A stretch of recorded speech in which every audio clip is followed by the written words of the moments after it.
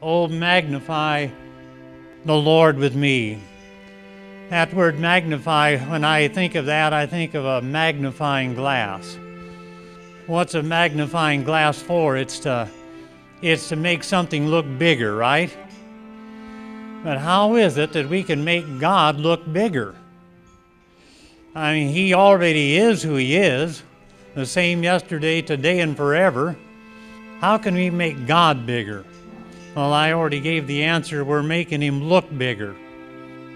That's what the Christian wants to do. He wants to magnify. He wants to make God look bigger. And that's the problem in the world today. That's the problem in humanity, is they've got too little of view of God, and they've got too big a view of themselves. So he says, oh, magnify the Lord with me. Right here in these few words, we've got a statement of the chief end of man. We've got a statement of the real purpose of life. You know, that's what led to my conversion to Christ, as I began to wonder, why am I here? What is the real purpose of life? Why is everybody walking around? Why are we here? And then my brother came down 2 months after he was converted and shared that verse with me, that whether we eat or drink or whatever we do all to the glory of God. And so that's the real purpose of life, is to magnify the Lord. Think of the Lord Jesus.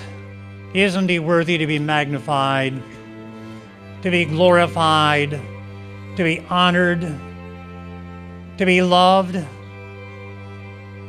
For creation's sake, He created everything, right? Out of nothing. Created every molecule, created every man, created every woman, every blade of grass, every leaf, created everything that exists. In Him we live and move and have our being, and so He's worthy to be magnified. But also in terms of redemption, worthy to be magnified because He has sent a Redeemer. God has sent His Son to redeem a fallen human race.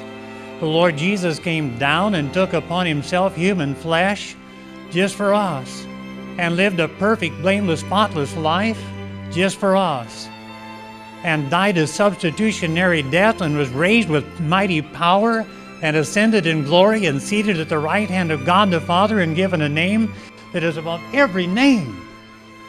Doesn't that make Him all the more worthy to be magnified? And coming again to judge the world, and everybody's going to have to stand before Him and bow the knee and say He's Lord, and He's going to judge the world in righteousness.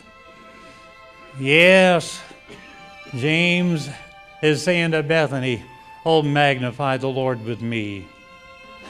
Come on, Bethany, let's give our lives. You've said it in one way or another. Let's give our lives together to serve the Lord of glory.